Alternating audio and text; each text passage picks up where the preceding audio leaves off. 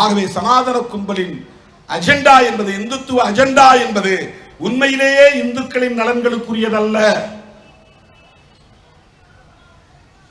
உன்னிடத்தில் அவன் ஜனநாயகத்தை பற்றி பேசுவதில்லை, ஜெய் ஸ்ரீராம் தான் சொல்லிக் கொடுக்கிறான். இந்த 10 ஆண்டுகளில் அவன் கற்றுக் கொடுத்த அரசியல் ஜெய் ஸ்ரீராம் சொல்லு என்பதுதான்.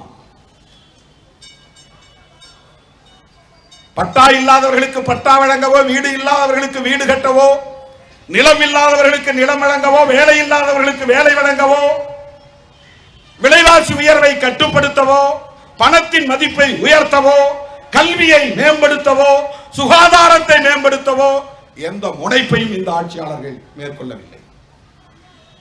கொரோனாவில் எவ்வளவு பெரிய பாதிப்பு, என்ன இந்த மக்களுக்கு அவர்கள் பாதுகாப்பை தந்தார்கள்? மைக்ரண்ட் லேபர்ஸ் எந்த அளவுக்கு பாதிக்கப்பட்டார்கள்?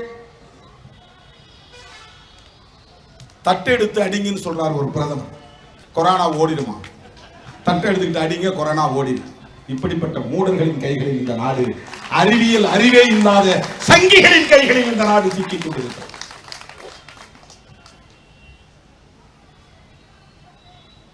இந்த நாட்டை பாதுகாக்க வேண்டுமானால் இவர்களின் கைகளில் இருந்து ஆட்சி அதிகாரத்தை தூக்கி எறிய வேண்டும். அவர்கள் தொடர்ந்து அந்த பீடத்தில் அமர்ந்திருப்பது மிகப்பெரிய தீங்கு, ஆபத்து. மீண்டும் அவர்கள் ஆட்சிக்கு வருவதற்கு ஒரு வழி இருக்கிறது, அதுதான் ஈவிஎம்.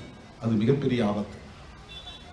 என்னுடைய வேண்டுகோள், எலெக்ஷன் ப்ராசஸ் பூரா தூக்கி போட்டுட்டு எதிர்க்கட்சிகள் இந்தியா முழுவதும் மிகப்பெரிய ஆன்டி ஈவிஎம் யாத்ராவை நடத்த வேண்டும்.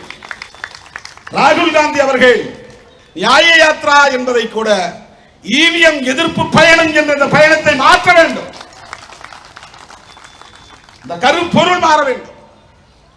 முதல்ல ஜோடோ யாத்ரா என்று சொன்னார். ஜோடோ யாத்ரா என்றால் இந்திய ஒற்றுமை பயணம்.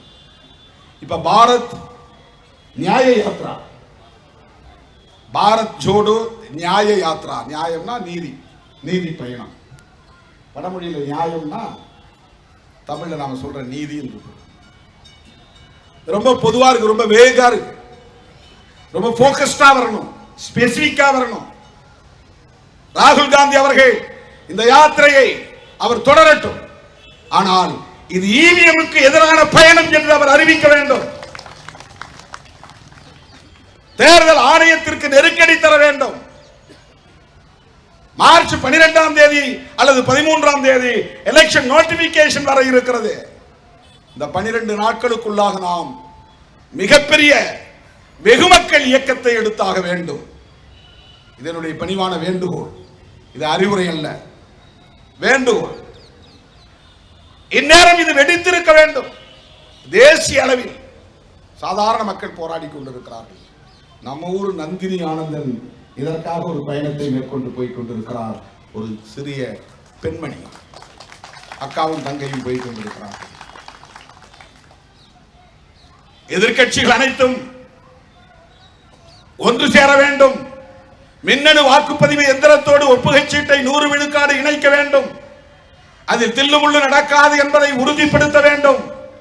தேர்தல் ஆணையம் அதற்கான நடவடிக்கையை உடனே எடுக்க வேண்டும் என்று வலியுறுத்தக்கூடிய வகையில் தேசிய அளவிலே எதிர்க்கட்சிகள் ஓரணியில் திரள வேண்டும் என்பதுதான் விடுதலை சிறுத்தைகள் இந்த மாபெரும் ஆர்ப்பாட்டத்தின் மூலமாக விடுக்கிற வேண்டுகோள், அறைகூவல் என்பதை இங்கே நான் பதிவு செய்ய விரும்புகிறேன். மம்தா பானர்ஜி அவர்களும் ஈவிஎம் வேண்டாம் என்கிற கருத்தை கொண்டிருக்கிறார். கெஜ்ரிவால் அவர்களும் ஈவிஎம் வேண்டாம் என்கிற கருத்தை கொண்டிருக்கிறார். தளபதி ஸ்டாலின் அவர்களும் ஈவிஎம் வேண்டாம் என்கிற கருத்தை கொண்டிருக்கிறார். ராகுல் காந்தி அவர்களும் ஈவிஎம் கூடாது என்கிற கருத்தை கொண்டிருக்கிறார். பிறகு ஏன் தேசிய அளவில் இது ஒரு மாபெரும் மக்கள் போராட்டமாக வெடிக்க கூடாது, அணிதிரள கூடாது? எனவே நான் தேர்தல் ஆணையத்திற்கு விடுக்கிற வேண்டுகோளை விட இந்தியா கூட்டணி எதிர்க்கட்சி தலைவர்களுக்கு நான் விடுக்கிற வேண்டுகோள், இடையில் உள்ள இந்த 2 வாரங்களுக்குள்ளாக ஈவிஎம் தொடர்பான நிலைப்பாட்டை உயர்த்தி பிடிக்க வேண்டும். தில்லுமுள்ளு இல்லாத தேர்தலை நடத்துவதற்கான உத்தரவாதத்தை தேர்தல் ஆணையம் வழங்க வேண்டும் என்று வலியுறுத்தக்கூடிய வகையில் எதிர்க்கட்சிகள் வீதிக்கு வர வேண்டும் என்கிற வேண்டுகோளை விடுத்து தேர்தல் களத்தில் சந்திப்போம். ஜனநாயகத்தை பாதுகாக்கிற களத்தில் சந்திப்போம். மோடி தலைமையிலான மக்கள் விரோத ஆட்சியை தூக்கி எறிகிற இந்த யுத்தத்தில் நாம் களம் காண்போம் என்பதை சொல்லி அழைப்பை ஏற்று ஓடி வந்த உங்கள் அனைவருக்கும் என்னுடைய நெஞ்சார்ந்த நன்றியை கூறி முடிக்கிறேன். நன்றி, வணக்கம்.